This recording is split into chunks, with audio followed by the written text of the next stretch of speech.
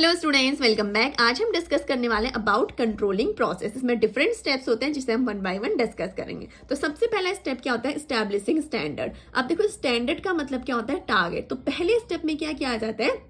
एक standard set किया जाता है। क्यों सेट किया जाता है? ताकि हम उस स्टैंडर्ड से एक्चुअल परफॉर्मेंस को मेजर कर सके। ठीक है। Then second one is your measuring of performance. अब देखो, एक बार जब आप स्टैंडर्ड सेट कर देते हैं ना, तो उसके बाद क्या होता है? इंप्लॉयज की परफॉर्मेंस को मेजर किया जाता है। और कैसे मेजर करते हैं? By evaluating the actual work done by the employees. Means जो इंप्लॉयज ने आपको एक्चुअल में वर्क करके दे रखा है, हम उसे क्या करते हैं? इवेल्युएट करते हैं और अपने इंप्लॉयज की परफॉर्मेंस को मेजर करते हैं। Then comes your comparing performance with standard.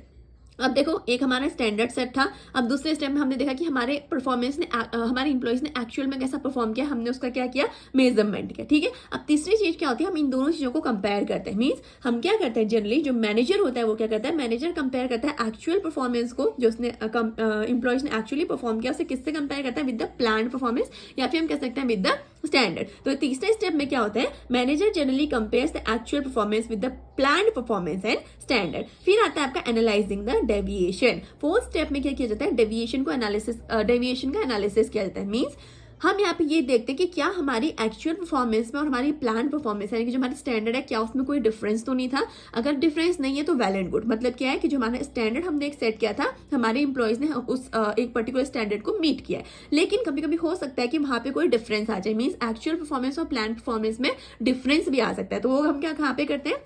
Fourth step में हम यहाँ पे क्या करते हैं? डेविएशन, यानी कि डिफरेंसेस को क्या करते हैं? एनालिसिस करते हैं। अब लास्ट आता है टेकिंग करेक्टिव एक्शंस। देखो, जब हम एनालिसिस कर रहे होते हैं ना डेविएशन का, हम कोई डिफरेंस निकालने की कोशिश कर रहे होते हैं कि क्या हमारी एक्चुअल परफॉर्मेंस और प्लान परफॉर्मेंस इक्वल थी या नहीं थी, जो हमने सोचा था वैसे हमारे इंप्लॉयज ने परफॉर्म किया या नहीं किया। अगर किया है, वेल एंड गुड। अगर नहीं किया तो उसके बाद हम क्या करते हैं? Taking corrective actions. फिर हम करेक्टिव एक्शंस देते हैं कि कहाँ पे हमसे कमी रह गई, क्यों हम अपने टारगेट को मीट नहीं कर पाए, क्यों स्टैंडर्ड हम मीट नहीं कर पाए। ठीक है, ओके। अब देखिए, जो आपकी कंट्रोलिंग प्रोसेस है ना, ये यहाँ पे खत्म नहीं होती। Means it does not and by taking your corrective actions. क्यों? क्योंकि एक कॉन्टिन्यूअस प्रोसेस है। तो यहाँ पे जनरली क्या होता है?